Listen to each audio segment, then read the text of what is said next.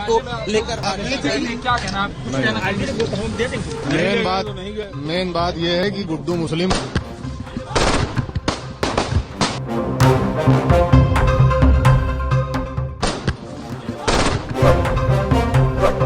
प्रयागराज में माफिया से नेता बने अतीक अहमद और उनके भाई अशरफ की शनिवार रात गोली मारकर हत्या कर दी गई।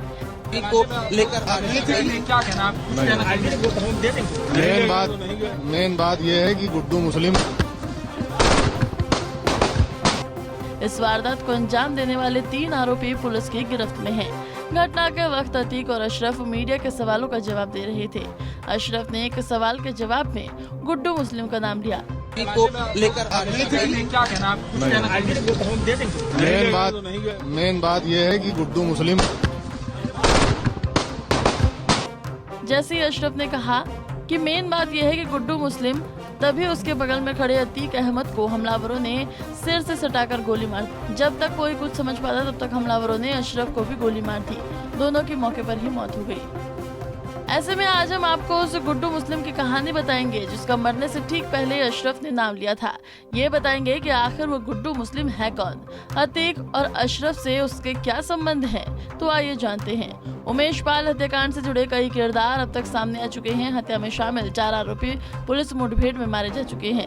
इनमें अतीक अहमद का बेटा असद अहमद भी है। इसके अलावा मुख्य साजिशकर्ता अतीक अहमद और उसके भाई अशरफ की शनिवार की रात गोली मारकर हत्या कर दी गई। अतीक का ये दूसरा बेटा नैनी जेल में बंद है। 2 नाबालिग बेटे बाल सुधार गृह में थे। वहीं अतीक की पत्नी शाइस्ता परवीन अब भी फरार चल रही हैं। अतीक की बहन नूरी और उनकी 2 बेटियां अशरफ की पत्नी जैन अब भी फरार चल रही है। पुलिस को इनकी तलाश है। इन सब के अलावा एक और नाम है जिसकी सबसे ज्यादा चर्चा है। वो नाम है गुड्डू मुस्लिम का।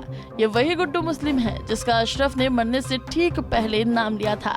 अब आपको गुड्डू मुस्लिम के कारनामे भी बता देते हैं। दरअसल ये वही गुड्डू मुस्लिम है जिसने उमेश पाल की हत्या के दौरान एक के बाद एक कई बम धमाके किए थे।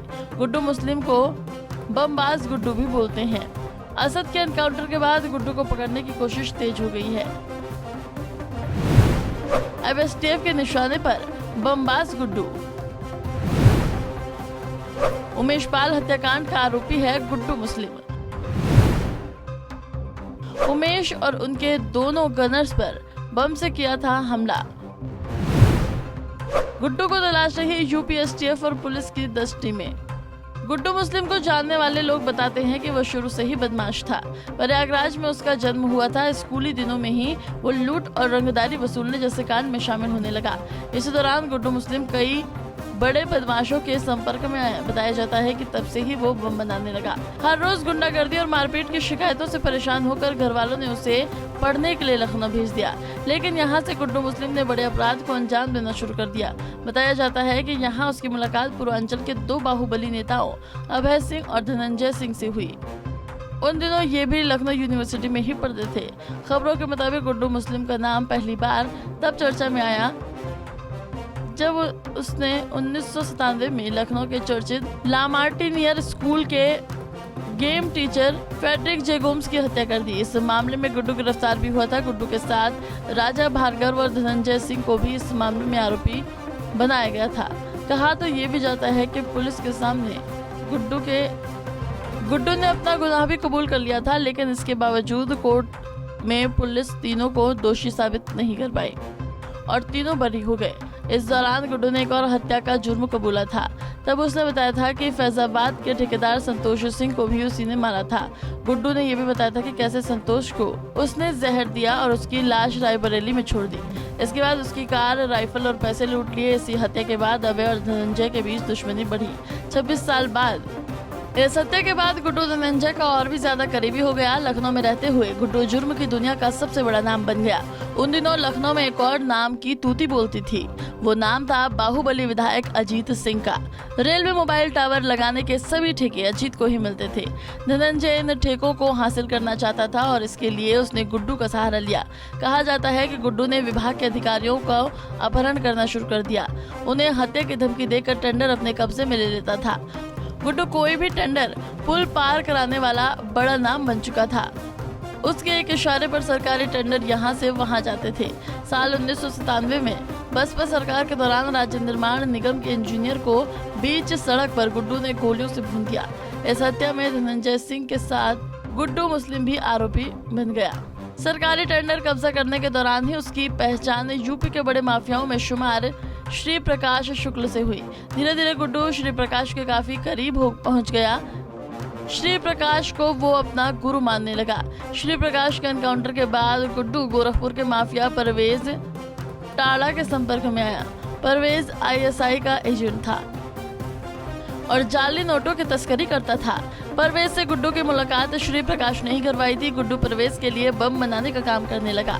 इसके बाद परवेज ने गुड्डू की मुलाकात बिहार के चर्चित माफिया उदय भान से करवा दी।